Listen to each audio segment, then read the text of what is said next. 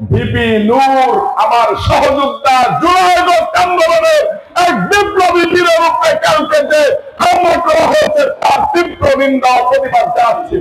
স্পর্ধা দেখাবেন না, ফল কিন্তু ভালো হবে না। মার্কা জিতে যাওয়া মার্কা, লড়ে যাওয়া মার্কা।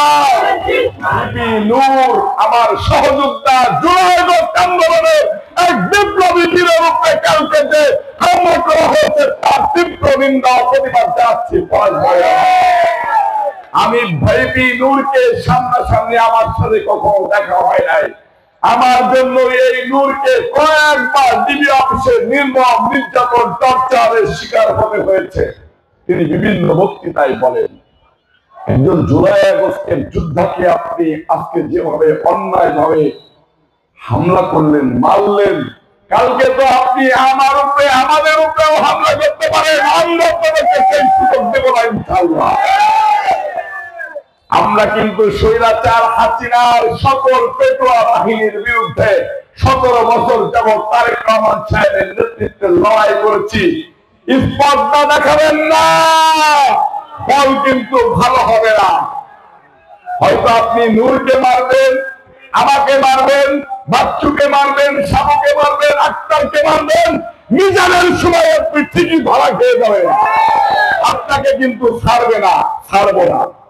আমাদেরকে যতবার মারবেন ততবার আমরা ঘুরে দাঁড়াবো ইনশাআল্লাহ।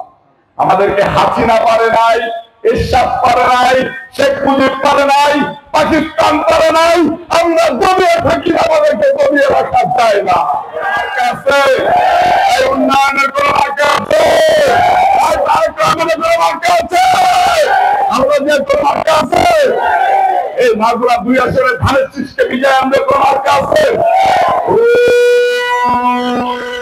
হাতে তৈরি সেই মার্কা, কোন মার্কা? জিতা মার্কা, উন্নয়নের মার্কা, জিতে যাওয়া মার্কা। পারবেন কিনা হাত তুলে বলেন।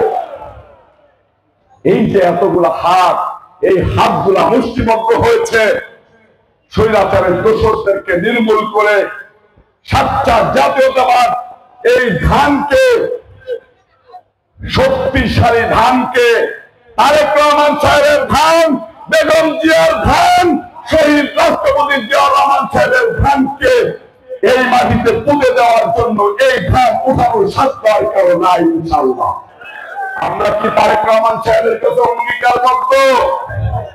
প্রিয় নেতা, এই হাজার হাজার মানুষের হয়ে আপনাকে কথা দিচ্ছি, মাগুরা 2 আসনে আপনি